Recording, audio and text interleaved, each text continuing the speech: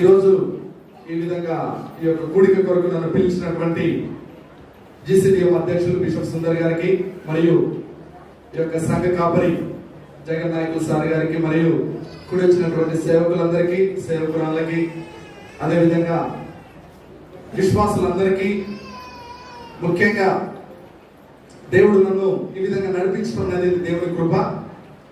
దేవుని మహాకృపను బట్టి మరొకసారి దేవునికి వందనాలు చెల్లిస్తున్నాను.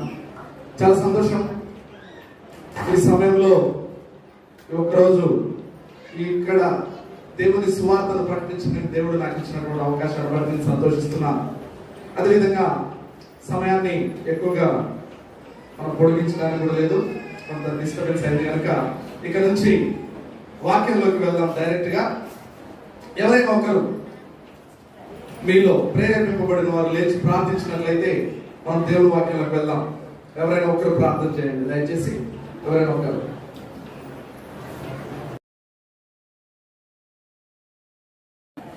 విశ్వాసంలో నుంచి ఒకరు ప్రార్థన చేయాలి, లేచి నిలబడి ప్రార్థన చేయాలి.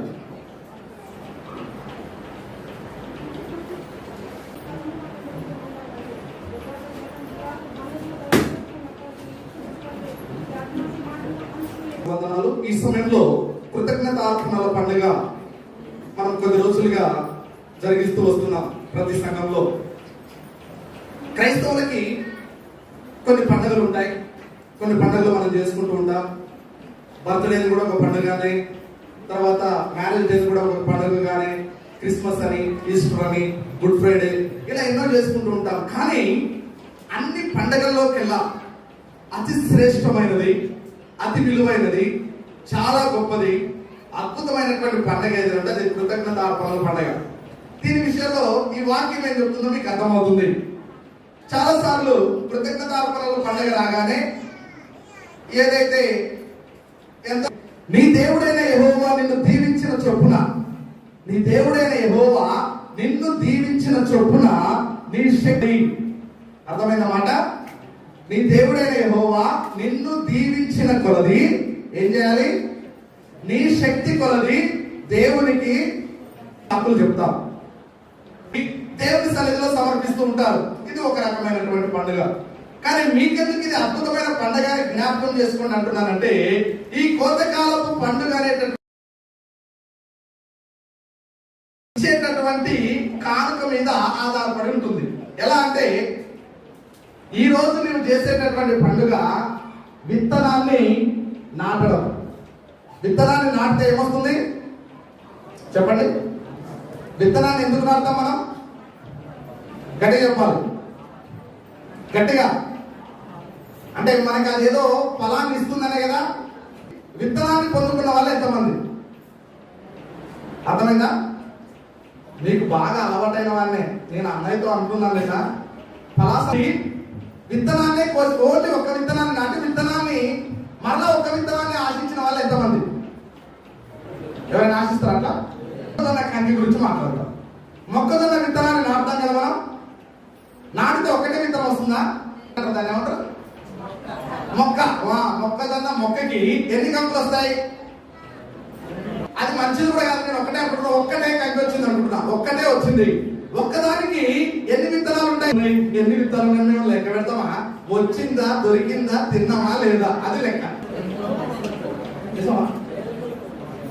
వేరపోలేదా? ఒక్క కంకిలా నేను ఒకటే కంకి అడుగుతున్నా, ఒకే కంకి. సరే, అందరి లెక్క తీసేసి 200 కూడా ఒక్కటే విత్తనాన్ని విత్తారు.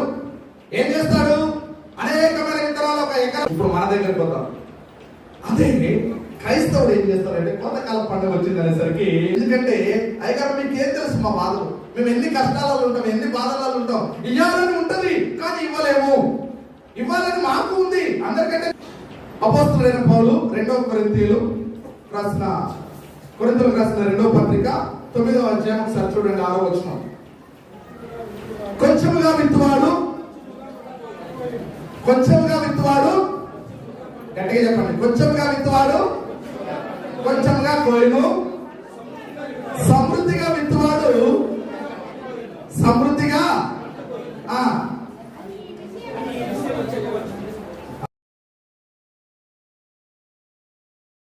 కొంచెం విత్తువాడు. మీకు సమృద్ధి లేదు అంటే మీరు విత్తడంలో కొంచెంగా ఉన్నారు. మీరు యాక్సెప్ట్ చేయాలి ఈ విషయాన్ని. మీరైనా నేనైనా మనమైనా యాక్సెప్ట్ చేయాల్సిన విషయం ఏంటంటే విత్తడంలో కొంచెంగా విత్తి సమృద్ధిగా రావాలని నువ్వు కోరుకుంటే నీ జీవితంలో అది నెరవేర్చబడదు.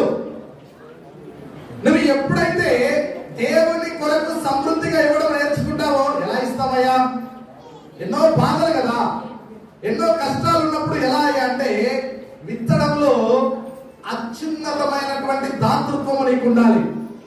ఏముండాలి? అత్యున్నతమైన దాతృత్వం. అత్యున్నతమైన దాతృత్వం అని అడుగుతున్నా. ఇచ్చే గుణం, ధారాళంగా ఇవ్వడం. ఫాస్ట్ ఇక్కడ మన టీచర్లు కూడా ఎక్కువనే ఉన్నారుగా. ఏంటి సార్ దాతృత్వం అంటే? ధారాళంగా ఇవ్వడం. అయితే క్రైస్తవుడు అంట అత్యున్నతమైన దాతృత్వాన్ని కలిగి ఉండాలంట. మీరా నేనా మనమా ఎవరైనా క్రైస్తవుడైన ప్రతివాడు అత్యున్నతమైనటువంటి దాతృత్వాన్ని కలిగి ఉండాలి. మరి అత్యున్నతమైనటువంటి దాతృత్వం ఎక్కడి నుంచి వస్తుంది అంటే మరొకసారి కొరింథీయులకు రాసిన 2వ పత్రిక 8వ అధ్యాయం 7వ వచనాన్ని ఒకసారి గమనిద్దాం. మీరు ప్రతి విషయంలో మీకు ఒక పరీక్ష పెడతా, అప్పుడు పర్ఫెక్ట్ గా చదువుతారు. ఎవరు వాక్యం చదవాలన్నా లేచి నిలబడి చదవండి.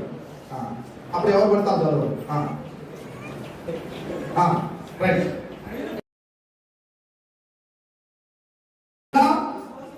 విశ్వాసమందులు, ఉపదేశమందులు, జ్ఞానవంతులు, సమస్త జాగ్రత్త ఎందును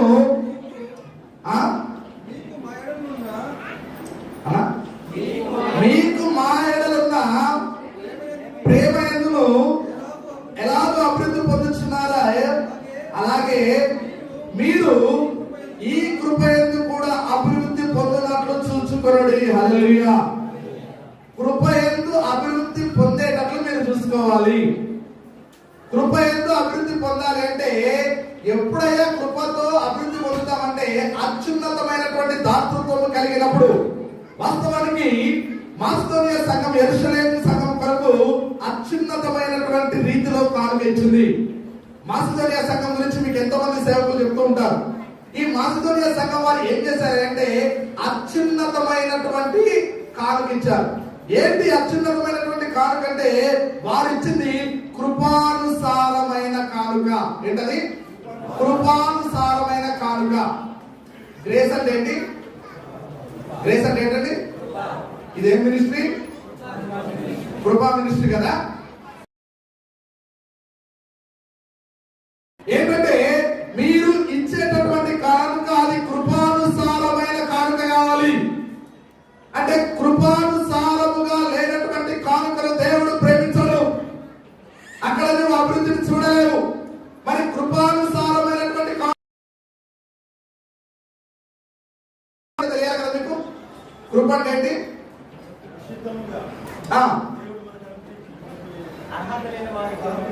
అర్హత లేని వారికి ఇచ్చారు. ఎవరిచ్చారు? అర్హత లేని వారికి అర్హత కలిగినటువంటి దేవుడు ఏమిచ్చాడు? అయ్యా ఏమిచ్చాడు?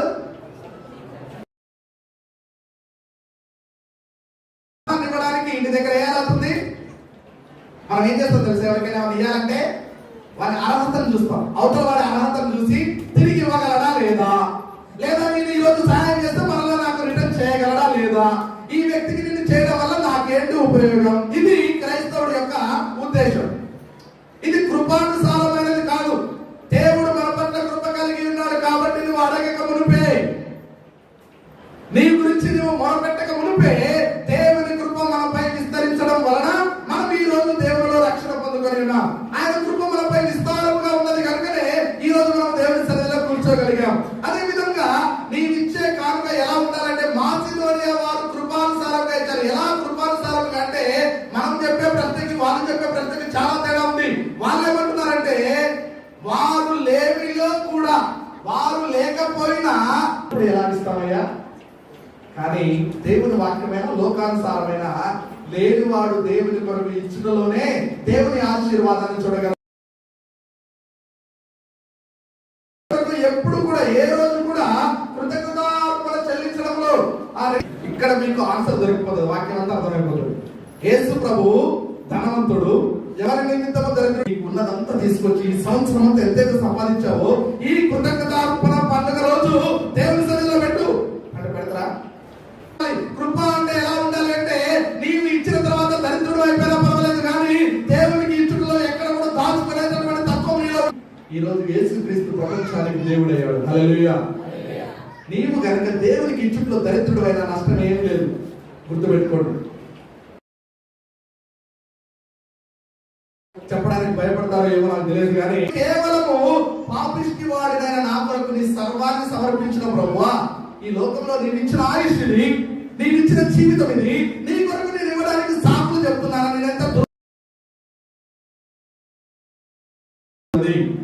నీవు కనుక కృపానుసారమైనటువంటి కానుక ఆ రోజు వారు మాసిదోనియా వారు ఇచ్చినట్టుగా ఇవ్వలేకపోతే వారు ఎంత చక్కటి వారంటే వారి యొక్క వాళ్ళకి ఏమీ లేదు, ఏమి లేకపోయినా లేని దానిలో నుంచి ఇవ్వడానికి ఇష్టపడారు. కానీ ఈరోజు మనకి అన్ని ఉన్నాయి. దేవుని యొద్దకి వచ్చేసరికి దేవునికి ఇచ్చుటలో వెనకడుగు వేస్తున్నాం. జాగ్రత్త. ఈరోజు కృప అనే ఒక మినిస్ట్రీలో మనం బ్రతుకుతున్నాం, ఒక పరిచర్యలో మనం జీవిస్తున్నాం. ఆ కృప ఏంటో మనం ఎరగకపోతే దేవుని కృప చాలా సార్లు ఎన్నో కానుకల పండుగలు మన జీవితంలో వెళ్ళిపోతూ వస్తున్నాయి, ఎన్నో కృతజ్ఞతార్పణ పండుగలు మనం చూస్తూ వస్తున్నాం. కానీ నీవు దేవునికి మనం ఇచ్చే కానుక దేవుడు యేసుక్రీస్తుని పోలే ఉండాలంట. యేసుక్రీస్తు ఎలా అయితే మనకి ఏ విధమైనటువంటి కానుక ఇచ్చాడు మనకి చెప్పండి.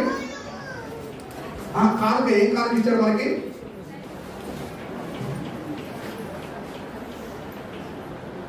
ఇక్కడ ఎంతమంది ప్రాణం అడిగారు? మీరు ఎవరైనా అడిగారు? కృతజ్ఞత పండుగకి ప్రాణం అడిగిందా అయ్యగారు?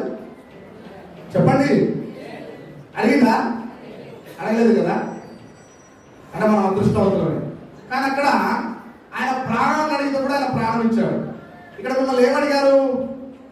కృపానుసారమైన అయ్యగారు కానుకలు అడుగుతుండు, లేదా మన దగ్గర ఉన్నది తీసుకొచ్చి ఏమంటున్నాడు?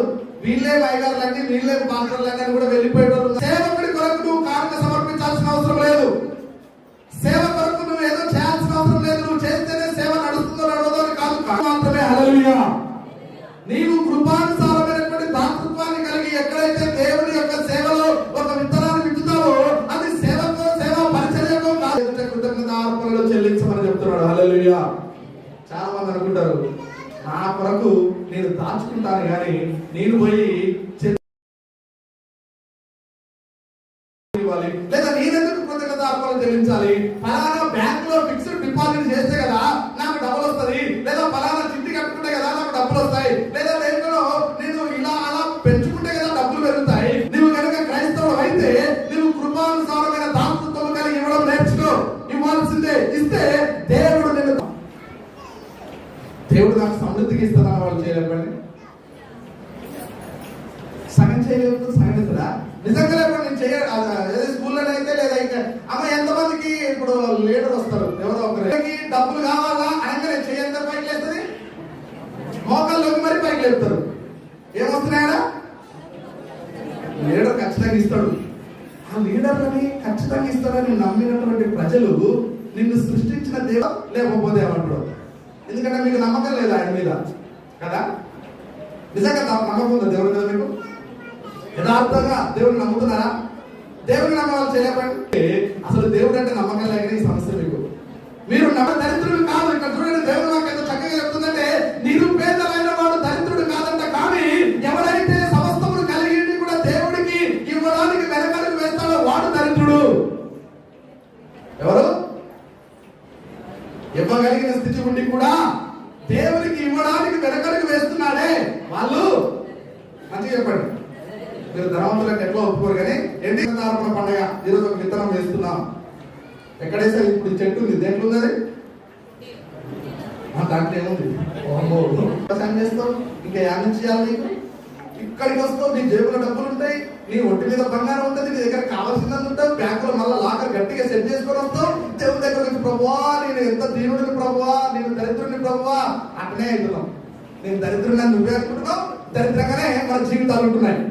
జాగ్రత్త. ఏ రోజు వాళ్ళు దరిద్రులను ఎంచుకోలేదు మాసిదోనియా వారు. ఒక స్టెప్ వెనకేయలేదు. సేవకులారా, మీకు ఒక ప్రశ్న, ఎంతమంది మీరు మీకు వచ్చినటువంటి కానుకలలో దశమ భాగం తీసి మీ యొక్క సేవలో ఎవరైతే అధ్యక్షుడు ఉంటున్నారో వారికి మీరు అప్పగిస్తున్నారు? ఒకసారి చేయలేపండి. అందరూ ధైర్యంగా చేయలేపండి. చేతనైతే నువ్వైతే బాగా చేయగలుగుతావు. అడగ చూస్తాను, నన్ను చెప్పు, ఒకరిని చెప్పు చెప్తారా? 1 2 నిజం చెప్పండి. దేవుడు చూస్తుంది, నేను కాదు. మీరు దేవుని దగ్గర అబద్ధపడితే కూడా ఇంకా నేనేం చేయలేదు. 1 2 3 4 5 లెక్కలు చేయించకండి. ఏం కాదు, ఒక గంట మంచిగా వంటల స్మెల్ బాగా వస్తుంది, చూసుకుందాం. 1 2 3 4 అయ్యా లేపండి గట్టిగా. 5 6 7 8. ఓకే, మొత్తం సేవకులు ఎంతమంది ఉన్నారు మీరు? బాధపడకండి, మిమ్మల్ని నేను ఖచ్చితంగా హెచ్చరిస్తున్నానో చెప్తున్నానో మీరు అర్థం చేసుకోవాలి. ఎంతమంది ఉన్నారు? 32 మందిలో ఎంతమంది ఇస్తున్నారు? 8 మంది.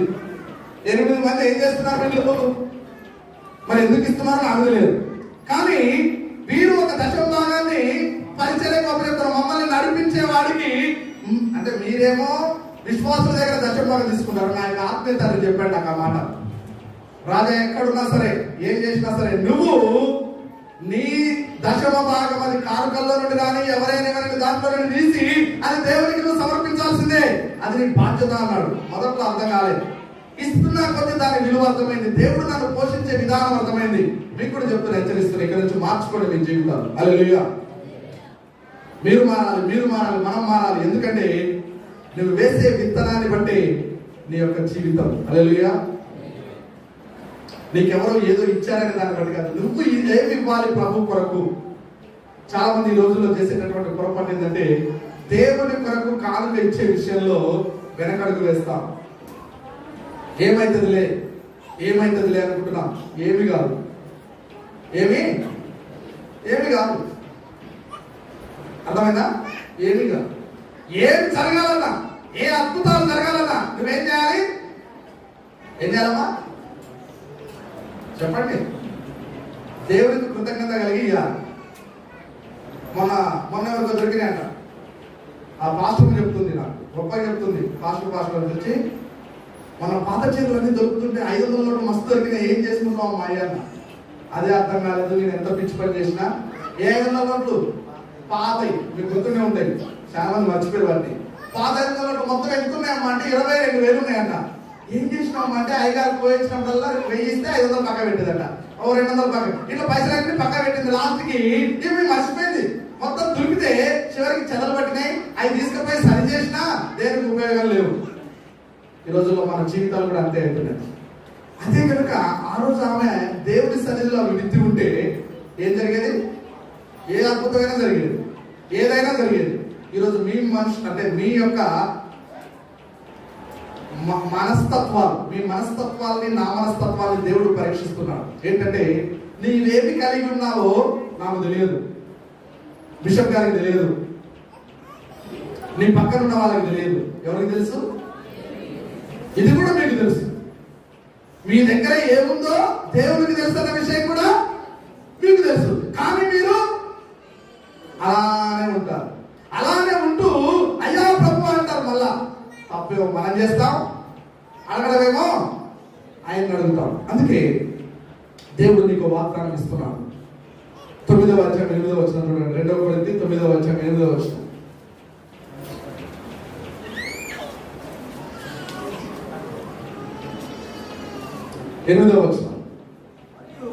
మరియు అన్నిటి యందు ఎల్లప్పుడూ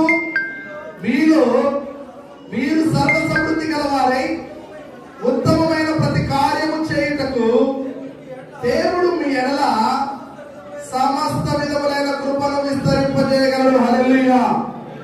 మీరు సర్వ సమృద్ధి గలవారై ఉత్తమమైన ప్రతి కార్యము చేయుటకు దేవుడు మిమ్మల్ని సమస్త విధములైన కృప చేత విస్తరింపజేయబోతున్నాడట. హల్లెలూయా. దేవుని యొక్క కృప మీపై విస్తరిస్తేనే మీరు ఏదైనా చేయగలుగుతారు. ఒకరు ఇతరులకు సహాయం చేస్తున్నాం లేదా దేవునికి సమృద్ధిగా ఇస్తున్నాడంటే దాని అర్థం ఏంటంటే వారిపై దేవుని కృప ఉంది. హల్లెలూయా. దేవుని కృప లేకపోతే ఏమైతుంది? ఇంకా దేవుని కృప మీపై లేకపోతే ఏమైందమ్మా?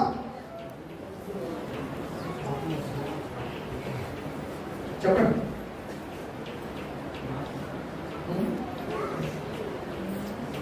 దేవుడి కృప మనపై లేకపోతే ఏమైతుంది? ఏమున్నా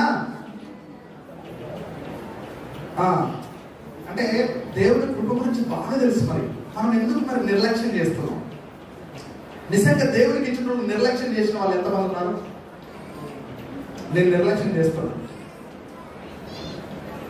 నేను నిర్లక్ష్యంగానే ఉన్నా. వీళ్ళు ఎంతమంది నిర్లక్ష్యంగా ఉన్నారు? నిర్లక్ష్యం అంటే అర్థమైందా? దేవుడికి ఇచ్చుట్లో వెనకడుగు వేసే వాళ్ళు ఎంతమంది ఉన్నారంటున్నా? భయపడుతున్నారా చెప్పడానికి? మీరు ఇప్పుడు చేయలేకపోయినా నేను రేపు వెళ్ళిపోతా, లేకపోయినా నేను రేపు వెళ్ళిపోతా. కానీ ఎల్లప్పుడూ నిన్ను కాపాడేవాడు, ఎల్లప్పుడూ నిన్ను చూసేవాడు, ఎల్లప్పుడూ నీ హృదయాన్ని పరిశోధించే నీ దేవుడి దగ్గర నువ్వు యథార్థంగా ఉండాలి. అందుకే ఒక వాక్యం మంచి మాట చెప్తుంది. ఏమనంటే, యథార్థవంతులకు ఏ మేలు జరగక మానదు. ఏమంట? యథార్థవంతులకు ఏ మేలు జరగక మానదు. యథార్థంగా లేని వారికి ఏమైతుంది?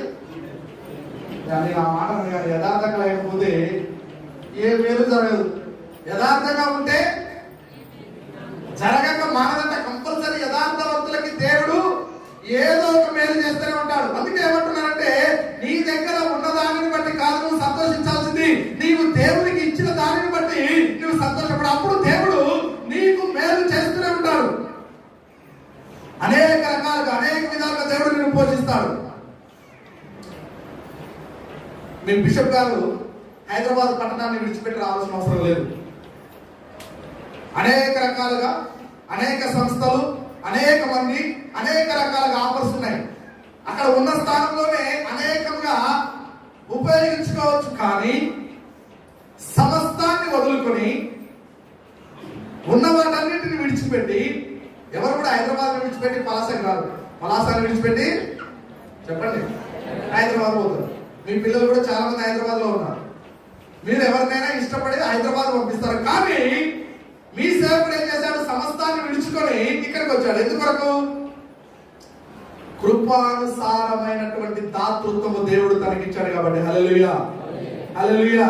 చెప్పండి, దేవుడు బయలుపరుస్తాం. దేవుడు ఆ దాతృత్వం అనేది ఎప్పుడు ఇస్తాడే అంటే, నీవు దేవుడి కృపలో ఉన్నప్పుడు. మీ సేవకుడి కుటుంబం దేవుడి యొక్క కృపలో ఉన్నది కాబట్టి ఆ దాతృత్వాన్ని కలిగి తన సమస్తాన్ని విడిచి ఇక్కడికి రాగలిగాడు. నీవేమో ఆ సమస్తమైనటువంటి దాతృత్వంలో నువ్వు లేకుండా, దేవుని యొక్క ఆ కృపలో లేకుండా నువ్వు ఏదో నామకే వాస్తు దేవుడికి ఇస్తున్నావు. ఎవరైనా ఇస్తారు, అన్యులు కూడా ఇస్తారు. ఈ రోజుల్లో వెళ్తారు, గుడిలోకి వెళ్ళగానే వాళ్ళ దగ్గర ఏముంటే అది పోయి సమర్పించుకొని వస్తారు. కానీ క్రైస్తవుడి దగ్గర నుంచి దేవుడు ఏమి కోరుకుంటున్నాడంటే, కృపానుసారముగా నీవు దేవుడికి ఇవ్వాలి. కృపానుసారమైన దాతృత్వం ఎక్కడ నేర్చుకోగలవు అంటే, అది కేవలము మాసిదోనియా వారి దగ్గర మాత్రమే. 8వ అధ్యాయం 2వ వచనం చూడండి. ఏలగనగా వారు బహుశ్రమల వలన పరీక్షింపబడగా అత్యధికముగా సంతోషించిరి. హల్లెలూయా. చాలా మంది ఏమంటారు, దయ మాకు శ్రమ వచ్చింది, మా ఇంట్లో వీళ్ళు చనిపోయారు, లేదా మాకు ప్రాబ్లం వచ్చింది కాబట్టి ఈ సంవత్సరం మేము చేయలేకపోతున్నాం, మా ఇంట్లో ఈ అనారోగ్యం సంభవించింది కాబట్టి మేము చేయలేకపోతున్నాం. ఇది ఈరోజు మనసులో మనం మాట్లాడేది. కానీ వాళ్ళు ఏమంటున్నారంటే, బహుశ్రమల వలన పరీక్షింపబడగా అత్యధికముగా సంతోషించిరి. హల్లెలూయా. శ్రమలు రాని వాడు నాడు మనిషి. ప్రతి మనిషి జీవితంలో, ప్రతి మనిషి కుటుంబంలో శ్రమలు ఉంటాయి. ఉండవా? ఉంటాయి.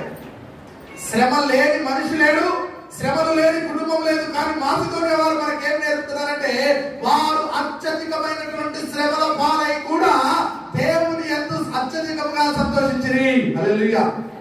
మీలో శ్రమలుంటే చెప్పకండి, చెప్పాల్సిన అవసరం లేదు. ఎంత శ్రమల్లో నీవున్నా ప్రభుకి సమర్పించాల్సింది ఇంకా గొప్పగా సమర్పించు. నీకు శ్రమ ఎంత ఎక్కువైతే అంత గొప్పగా దేవుని ఎదుట రా. అప్పుడు దేవుడు నిన్ను ఎలా ప్రేమించాలని చూస్తాడు. కింద మాట చూడండి. మరియు వారు నిరుపేదలైనను వారి దాతృత్వము బహుగా విస్తరించెను. హల్లెలూయా, హల్లెలూయా. నిరుపేదలైన కావాలి. ఏమైందంట? దాతృత్వము బహుగా మామూలుగా విస్తరించదంట, బహుగా విస్తరించిందంట. ఈ రోజుల్లో కారణాలు చెప్పకండి. దేవునికి ఇచ్చే విషయంలో మీరు కారణాలు వెతకూడదు. ఎందుకంటే మనకి బైబిల్ గ్రంథంలో మాసిదోనియా వారు నేర్పిన ఈ యొక్క సంగతి ఎంతో విలువైనది, ఎంతో అద్భుతమైనది. వారు చేసినటువంటి ఆ గొప్ప పని ఏంటంటే, వారు ఎప్పుడైతే అన్ని శ్రమల్లో అనుభవిస్తూ దేవుని యొక్క అత్యధికంగా సంతోషిస్తూ, ఏంటంటే మనిషికి అత్యంత శ్రమ ఏంటి? ఎవరైనా చనిపోవడం. మనకి ఇష్టమైన వారు చనిపోవడం, అంతే కదా? అంతకు మించిన శ్రమ ఉంటుందా? కుటుంబంలో శ్రమ అంటే అత్యధికమైన శ్రమ ఏంటి చెప్పండి? ఎవరైనా, అంతే కదా? అవునా కదా? చావు కంటే పెద్ద శ్రమ ఉంటుందా? ఉందా? చెప్పండి గట్టిగా. ఉందా లేదా? మీరు ఎందుకు గట్టిగా మాట్లాడట్లేదు? ఉందా లేదా?